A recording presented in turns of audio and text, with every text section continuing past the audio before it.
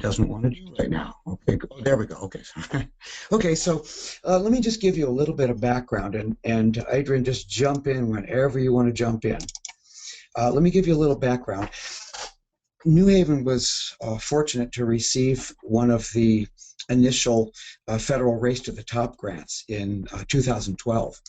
And that gave the district like $29.4 million for a lot of things, not just for technology, but technology was one piece of that. And because of that, we were able to initiate a one-to-one Chromebook program, which is at grades 6 through 12. And then at grades 3 through 5, it's actually a 2-to-1 Chromebook program. And just recently, and we'll talk about this a little bit later, the K2 and now our transitional kindergarten, our TK through 2, is going with Nexus 7 tablets. So let's just, that's just a little background. When we started this, I'm just going to pop into the next slide. For some reason, my thing doesn't want to advance the slides, so we'll do it that way. Okay. So when we started this, we really took a look at, initially when we got a committee together and the committee said, what device are we going to get? I mean, that was the big question that we had. What device are we getting? What device? And so we pulled back and we said, hang on. It's not about the device. The device is not about what you're going to do in the classroom. It's what you're going to do in the classroom is going to dictate what device are you going to get to make that happen, to support that. And so that's really what we looked at. And the committee then begrudgingly looked at what instructional practices do we want to be able to support. And particularly for grades 3 through 12, we definitely wanted to leverage a number of pieces that were important, one of which was personalization, another is collaboration. And so it was really clear that since we were already a Google Apps for Education district, which we'll talk about in just a moment, that the Chromebook was going to be a good match for that. So let's pop in again and just kind of go through here. So if you don't know what Google Apps for Education is, it's actually Google's complete suite of productivity tools and their entire environment that they sell to business customers at quite a price. But they give away Google Apps for Education, sometimes abbreviated as GAFE, GAFE. They give that away free to school districts and schools and nonprofits. So their entire platform with Gmail, their calendar, Drive, Docs, Sheets, Slides, all kinds of different, all services, including a domain YouTube and everything else, is all part of Google Apps for Education. So again, Adrian, feel free to jump right in. So since we were already had been a Google Apps for Education district for a number of years, and since the Android, since the Chrome platform is actually Google's platform, and since the Chromebooks are managed within the Google Apps for Education console, then it really became clear that this was going to work well for us. And we already had students using Drive, teachers using Drive, teachers and students communicating and sharing through that. And now they've added Google Classroom, which handles the workflow, the document sharing both directions from teacher to student and student to teacher. And again, all this is free in Google Apps for Education. So I'm not trying to promote this over anything else, but it is free, and free is good if what is free is good, and in this case it is. That's great, yeah. That's a mouthful. Yes, it is. And Stephen, I want to welcome, we have a couple people have joined us, and I just want to remind them that if they have questions, they can put them in the question window and we'll respond. Super. But I also wanted to just jump in and ask a quick question myself. When you said we were already using GAF in our classrooms, would you say that predominantly K through 12, most of your teachers were, or was it more being spearheaded at just a couple sites? Or no, a number of years ago, we had an old an old open source email system that needed replacing and just wasn't working well for us. And our tech director at the time decided to go with Google Apps for Education, which also gave us Gmail across the whole district. We have our own domain. And so because of that, we jumped in both feet and dove in under the water and adopted the complete Google Apps for Education across the board for all students and all staff. That is our email system. It is our calendar system. It is our one of the places that we use for file storage. We do a huge amount of collaboration in Drive. When you go to a meeting, very often, not very often now do you get a paper agenda. It's generally an agenda posted in Drive and shared. So I would say that across the district, it's really become a practice and not just pockets here and there. All right, thank you for that. Sure. So let's jump on a little bit, and let's talk about once we decide. So there were a couple of factors in the decision to go with Chromebooks, and you have to look at what are you going to be able to support. And you might say, well, gosh, $29.4 million, you can do anything you want. But there were like 7 pillars in this whole race to the top, and we were addressing professional development, we're addressing community collaboration with the community, we're addressing what has become our Kids Zone program. There were and assessment and evaluation. There are huge numbers of things that all took up big chunks of money. So not all of that money, a smaller chunk, a significantly smaller chunk actually went into the technology itself. So if you start looking at price point and you look at a laptop, whether it's PC or Mac, you're looking at $500, $1,200 per device. When you start looking at a tablet, unless you go the very cheap tablets. And again, since we had decided that in this case the Chrome platform would work for us, even the iOS machines and the iPads and things like that were not necessarily going to serve our purpose. And they were also significantly more expensive. If you look at the Chromebooks, you're looking at the $250 to $350 range, and a complete student Chromebook with the smaller one, whether it's an Ace or a Samsung or any of those, are coming in at about $225, and then you have to purchase the Chrome licensing. So it comes in at about $250, which makes it a much more affordable thing to do. And also, what I call a very dumb device. It connects you to the internet, and it connects you with Google Apps for Education, and it just works. There's not a lot to do with it. It just works. So the committee decided that at grades 3 through 12, they were going to go ahead and go with the Chromebook because it was more producer-driven, keyboard-driven, and not necessarily app-driven, because the Chrome App Store is really not that developed at all for education at this point. It will be, I'm sure, in another year or two.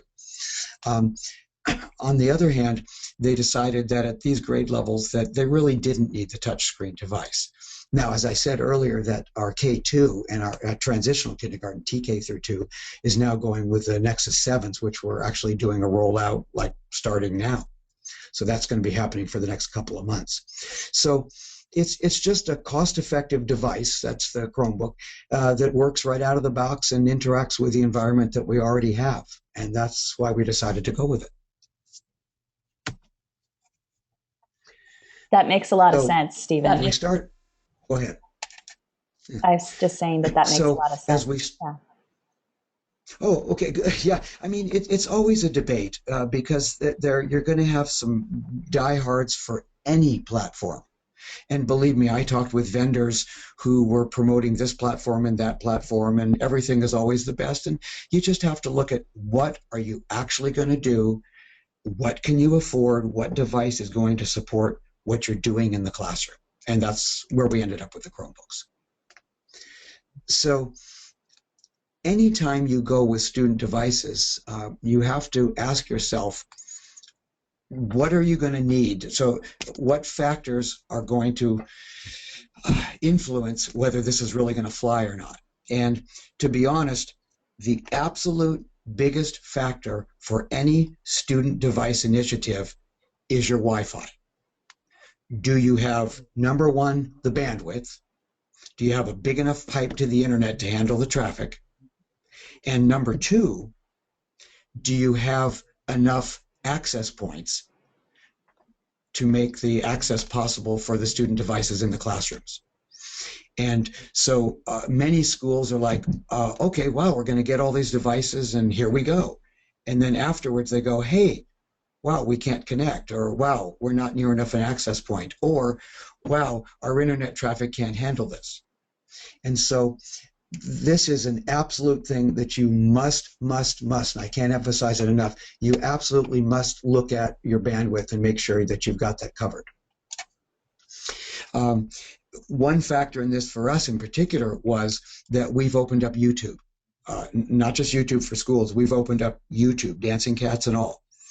And so the students, particularly at lunchtime and break time, will be hitting YouTube, and that's a tremendous amount of bandwidth. But you need to remember that YouTube, aside from the dancing cats, is also the biggest repository of educational content in the world. And it's absolutely amazing.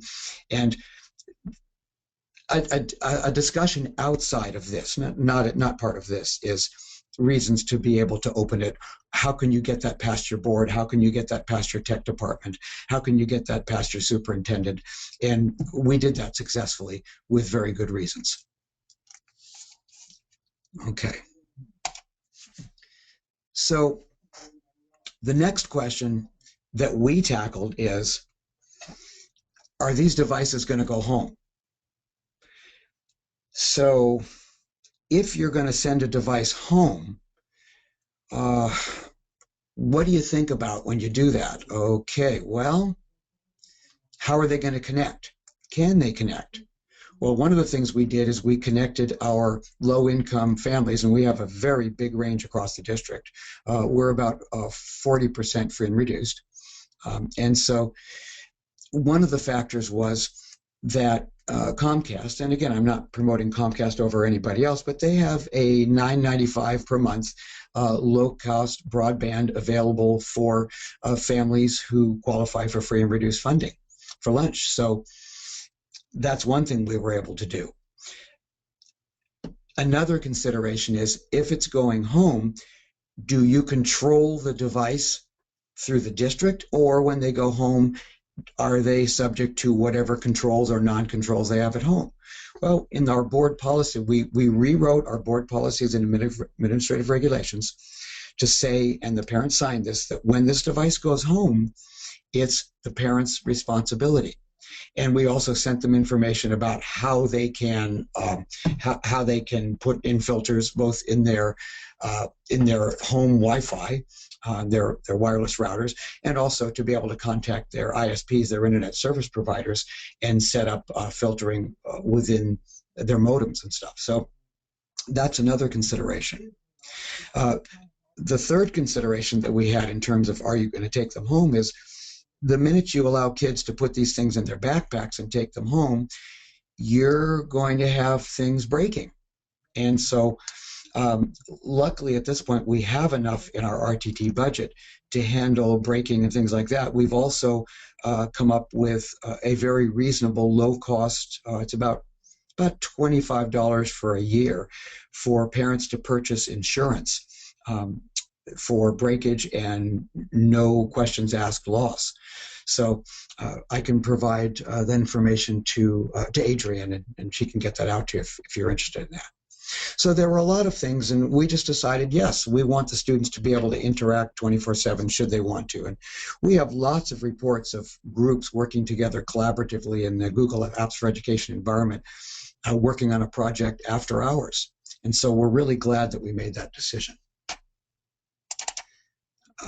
Adrienne, anything you want to add or ask about that? I just briefly wanted to ask if, before you let the kids take it home, was there some process of sort of training them in responsible use? Yes. So one of the things that we put together, in fact, let me back up slightly. We didn't just hand this to the students in class and say, there's your device, okay, go, fly. What we did is each school held informational meetings for parents where the parents had to come and get a little bit of training about the Chromebook, about responsibility, before they would even be able to sign, and we handed this over to the students. So we actually did combination parent-students meetings to get these devices into the hands of the students. And so that was actually very effective. And we're happy that we did that. And we, for any new families, again, we have the slideshows, we have these things that we shared with parents to be able to use in the future, because we always have new families and new parents coming in. Yeah. And Stephen, do you have a website with the link to some of those resources? I do actually. Okay. And it's actually on our district website. And so should I post it here, or do you want me to send it to you? Or why don't you send it to me and I'll go ahead and post it on our wiki for everyone? Happy to do that. Okay. Yeah, we have a complete, we have on our website, we have a mobile device initiatives page where we have all of this information, including the insurance stuff and everything. Awesome. That'd be great. Yeah. Okay, super. I will do that. So, you know what? I think I'm on the wrong thing.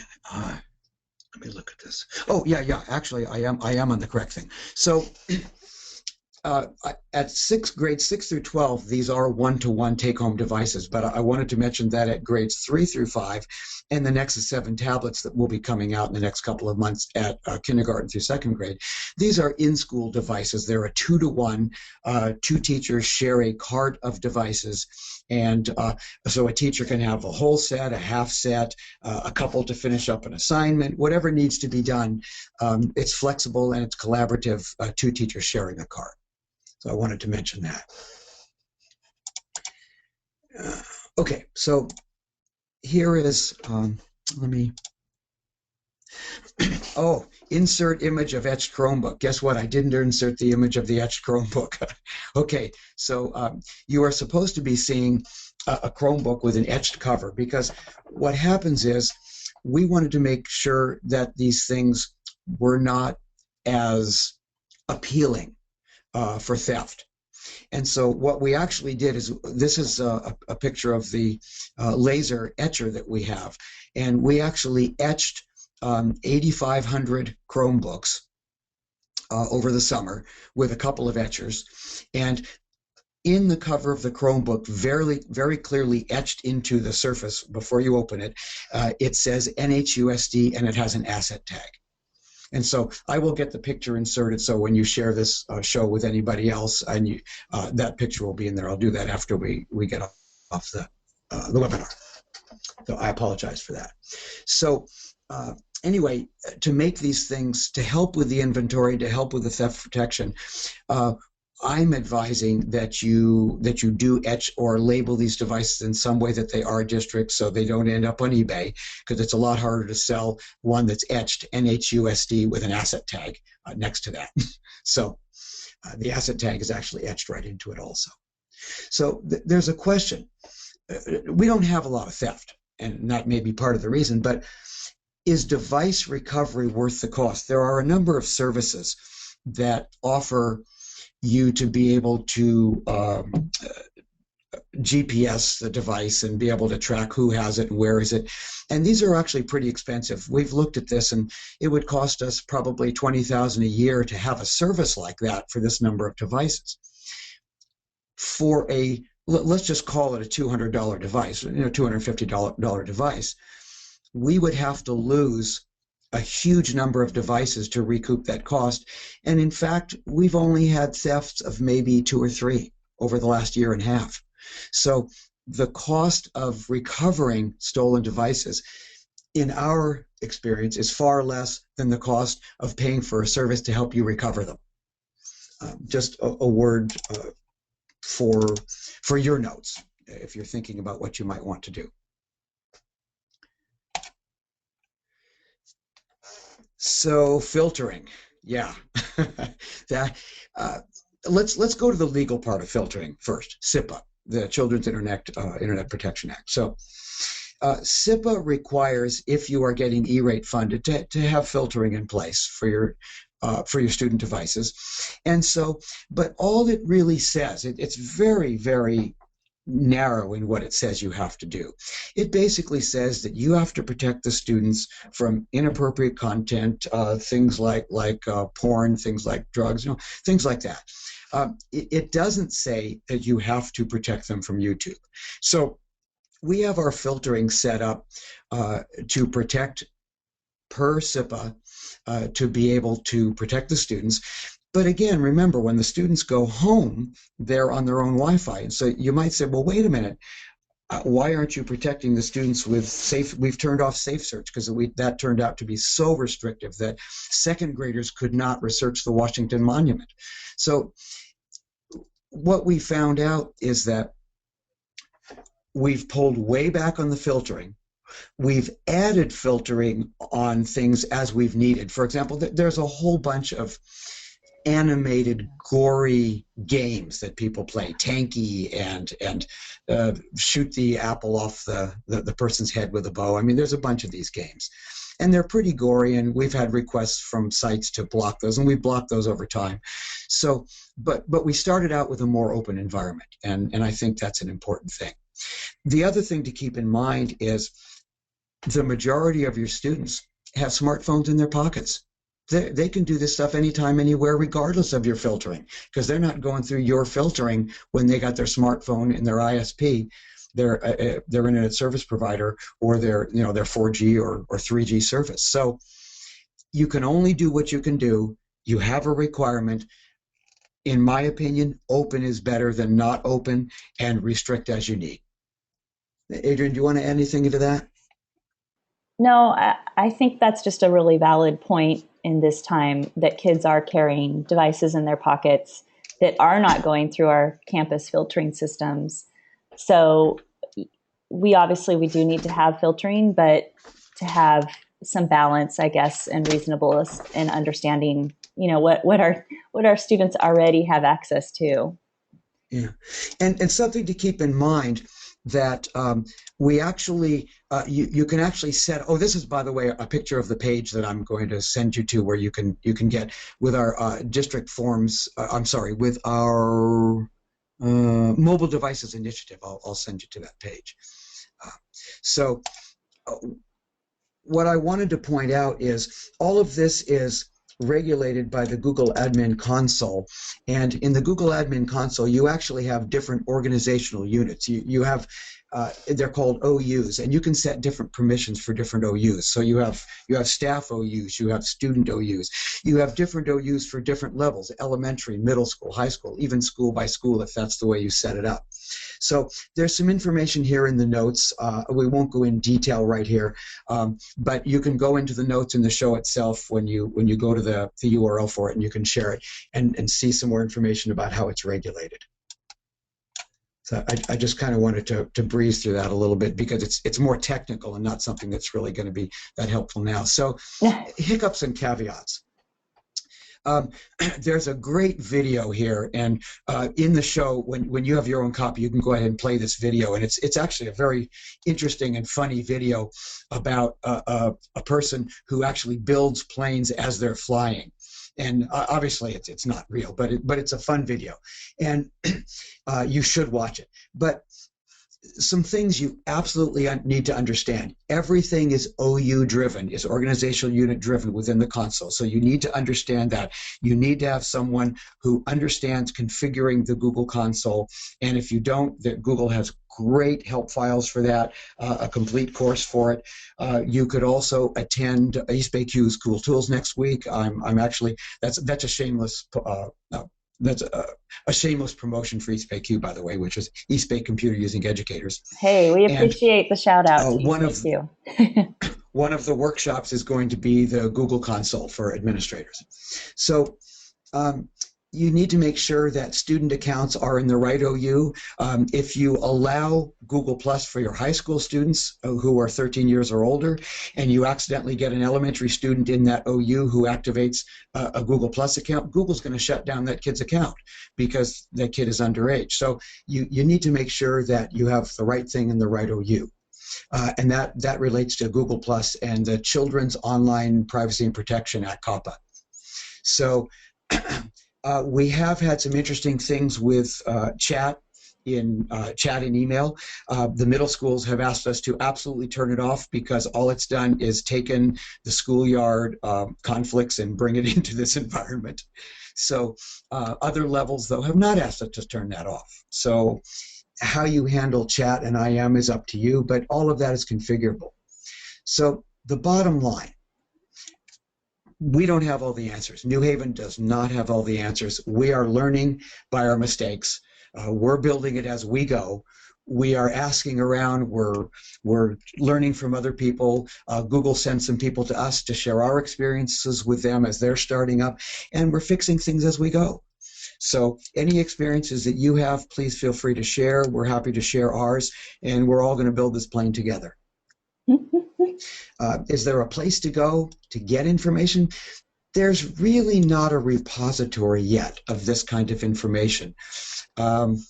So you can talk with your Google rep and see and what they're going to do is they're going to send you to people like me who are maybe a year ahead of where you're at, or a year or two ahead of where you're at.